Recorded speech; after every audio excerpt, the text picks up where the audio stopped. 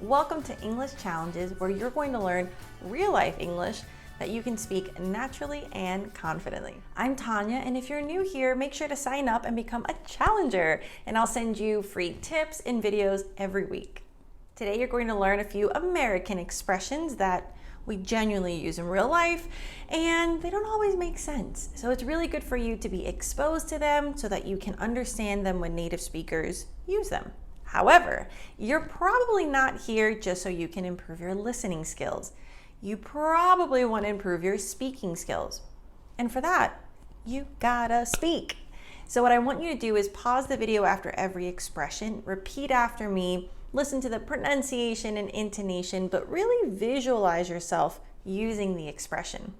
And then in the comments, write a sentence using the expression. We want to make sure that it's not just passive learning by watching this wonderful video, but I want you to turn it into active learning so that you can feel real progress in your English speaking skills. The expression scoot over. So this one, if someone's sitting next to you, and this could be sitting or standing, but let's say, let's say I want to sit on a bench. And there's a little bit of space on one side and like a small space on the other. So I might sit down, or before I sit down, I would say, hey, can you scoot over? That just means move over. So scoot over, but we link scoot over. So you can say it politely, like, hey, would you mind scooting over a bit so I can fit? Or if it's someone that you're really close with, you might just say, hey, scoot over. I want to sit there. So how polite you are is totally up to you. You can use intonation and inflection. Okay, so Americans use the word period to end their sentences, and it's a way that we do it in a way so that it implies that there is no negotiation. Like, this is my final decision, my final statement. You can hear it with parents using it with children, like, you're gonna get 2 toys, period. You can use it with anyone, really. So whenever you want to emphasize it, that's it. Instead of saying that's it, try using period. I wouldn't touch that with a 10-foot pole. I don't know where the 10-foot pole came from, but for some reason, that's the measure that we use to describe how absolutely we would never touch something. So wherever that distance came from, why a pole, I don't know, but when you hear someone say it, it doesn't mean that there's an actual 10-foot pole anywhere that we use. It's just a figure of speech. So for example, maybe on a chair, somebody had put their chewed gum and your friend tells you, oh, that's so gross. Can you clean that up for me? I don't want to touch it. And you might respond, I wouldn't touch that with a 10-foot pole. Clean it yourself. To each their own. Okay, so this expression is used, I find that I typically use it whenever you kind of either get to the end of a discussion. I think it can be used similarly to like agree to disagree, or when you're like, you know what, I don't know. I don't know why they do that. To each their own. It's kind of a way, for me, I use it when I want to end a conversation. It gives closure to when there's a little bit of a dispute, or maybe you're talking about someone else's actions and you don't really understand them. Like, to each their own. So it just means everybody do whatever makes them happy. I don't necessarily understand it, and that's okay. Now listen to the pronunciation. So if I were to do this word for word, to each their own, very robotic. But Americans tend to reduce the to. So instead of to each, it sounds like to each, to. To each their own, to. So not to, but to each their own. And now that you know that, pay attention to that, because you'll hear that Americans very rarely say to. Like when you study the pronunciation, to is a homophone of the number 2 and of too. Two. But in real life, to is often reduced to ta. So this will help you with listening better, feeling more comfortable, and it will also help you sound more natural. I can't even.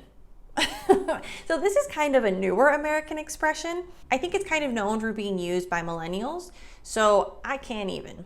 Grammatically, not complete, but it doesn't matter because we use it in real life. And we use it to mean like, I can't deal with that. I can't believe it. So you just have to listen to the context, but essentially that's what it means. For example, if you're having drama with a friend and you get a text message from her or him, and you just look at it and you might say like, I can't even. I'll respond later. So that means you can't deal with it right now. You just don't want to deal with it right now. Mostly it means you don't want to, not that you're physically incapable of.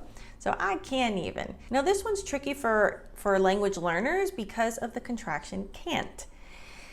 Can't I find to be the hardest contraction to use because it's the one that has the biggest impact for miscommunication. So I can't even. If I say a word for word, can't.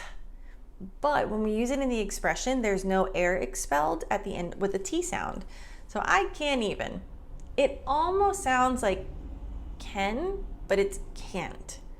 So if this is one that when you say it causes confusion or you know it doesn't sound right, that's okay.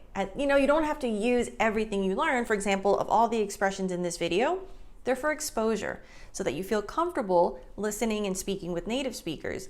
Of the amount of phrases that you're going to learn, I want you to pick maybe one or two that you can learn how to use this week. Same thing with idioms and phrasal verbs, really anything. I find that expose yourself to a lot so that you feel comfortable in any setting, and then master a few. And then you build on that. So see, it's less pressure, right? But if you feel comfortable using it, now you know, like, oh, I can't even right now. Another one that's very popular right now, and that I say all the time, is I'm dying. Now, I typically use that when I'm dying of laughter. So if someone is telling me a really funny story and I'm laughing really hard, I might say like, oh my God, I'm dying. Did that really happen?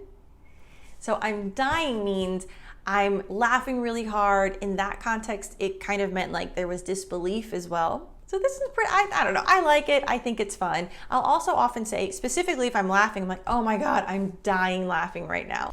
I can't believe you did that. So I'm dying laughing right now. Now here, imagine if I were to say it this way, I'm dying.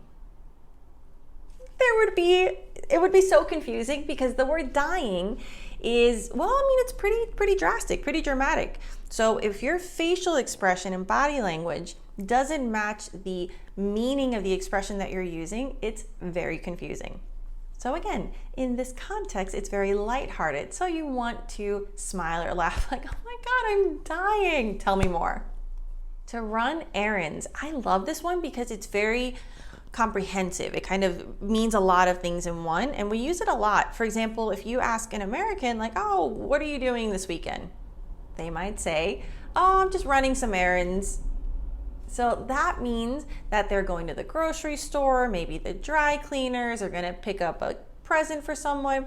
So all of those little things fall under the category of running errands. Like we typically, in casual conversations, we don't list everything. And I think that gets lost a little bit when you're learning English at the beginning or in a traditional sense. We learn how to talk about routine, how to say, going to the grocery.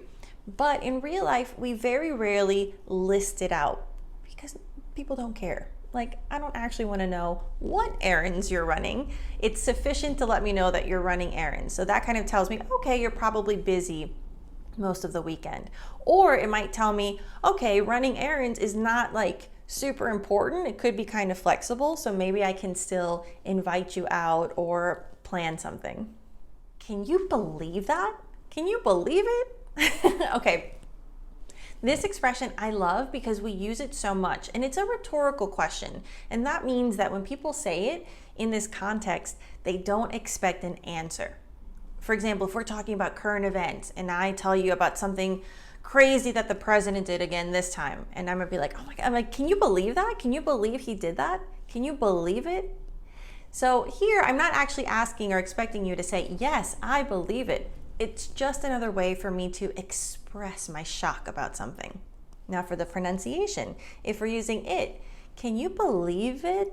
The v, believe, connects to it, believe it. Can you, instead of can you, it goes straight from the N to the y. Can you believe it? Okay, good. And remember, if you like this kind of high-level pronunciation, linking and blending tips, check out my courses. I'm obsessed with this stuff, and I think you'll like it too. It's worth it. It's not worth it. This expression is amazing because I'm always surprised at how many of my advanced students either haven't heard it or don't quite understand how to use it. And we use it all the time. So it just means that there's value to it. For example, if I'm asking you like, I don't know, like I'm thinking about going to Italy this summer, but it's kind of expensive. And you might say, oh, it's totally worth it. You should go. Italy is amazing, which it is. So that means that it's worth the value. It's worth the money. And we can use that for money. It could be for effort. It could be for time, whatever the case is. To say it's worth it means like, it's like encouraging someone like, yes, do it. Conversely, if we say it's not worth it, like maybe I would say, I'm thinking about going to Italy this summer, and you might say, you know what, it's not worth it. It's so hot. I think it would be better if you went in the fall.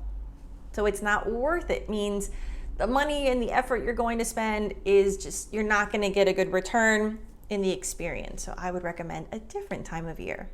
For the pronunciation, notice that there's no pause. It's worth it. It's worth. So we've got the SW. It's worth it. The TH and the I from it. It's worth it. So 3 words, actually 4, then we have the contraction, it's, and then we smush it all together and it sounds like one linked word. So this is a difference between it's worth it. It's worth it. So when you link and blend properly, it really helps with intonation. Not only does it kind of correct your pronunciation, but the rhythm and the intonation is much easier to get it right. So I want you to pay attention whenever you hear things that sound like they become one word, they kind of do. So it's something that you can practice now that you know how. Let's grab a coffee soon. So here, I don't actually mean like to grab the coffee. What I mean is I'm inviting you. So when we say to grab something, it typically means let's go out and get it. Let's go buy one, and it's often used in invitations. For example, oh, are you busy tomorrow? Let's go grab a coffee. So that means I want to go buy a coffee and spend time with you. So a lot of times we use it to catch up, like, oh, we should grab a coffee and catch up soon. So that means we should go to a cafe, buy a coffee, and chat, to just talk. Do you want to grab a bite to eat? Now this one I love. So grab a bite. By itself, it doesn't really make sense. But now that you know that we use to grab, meaning almost as an invitation, and then a bite to eat, it's just another way of saying maybe lunch, not really breakfast unless you specify, or dinner. So let's grab a bite to eat soon. See how there it makes sense? I'm probably not inviting you to breakfast. So unless you specify, it usually means lunch or dinner. You want to grab a bite to eat? Now this could be cool, for example, if you work in an American or English speaking company and you want to go out to eat instead of eating a packed lunch. You might go to a colleague and say, hey, you want to grab a bite to eat? It's kind of this neutral expression. So if you have like a romantic intention, then you might want to say it a little differently. Like, do you want to grab dinner with me one day? I'd love to take you out. So if I say I'd love to take you out, it means I'm paying, and there it's a little clearer that it's probably a date versus something friendly. So if I were telling my friend, I would say, hey, you want to grab a bite to eat on Friday? Because it's a friend, we're probably going to pay for ourselves, so separate checks, and it's casual. So this is consider it like a neutral expression that you can use context to clarify if it's romantic or casual. And for the pronunciation, grab a coffee, grab a bite. So the B in grab links to the A sound. So grab a. Let's grab a coffee soon. Let's grab a coffee soon. No pause. All right, you did great. If you haven't already, make sure you write a sentence in the comment with your favorite expression. And remember, these are a lot. So you want to feel comfortable with all of them, familiar with them, and then you want to really master 1 or 2. So practice in the comments and I'll try to check to see if you're using it in the right context. Don't worry about mistakes.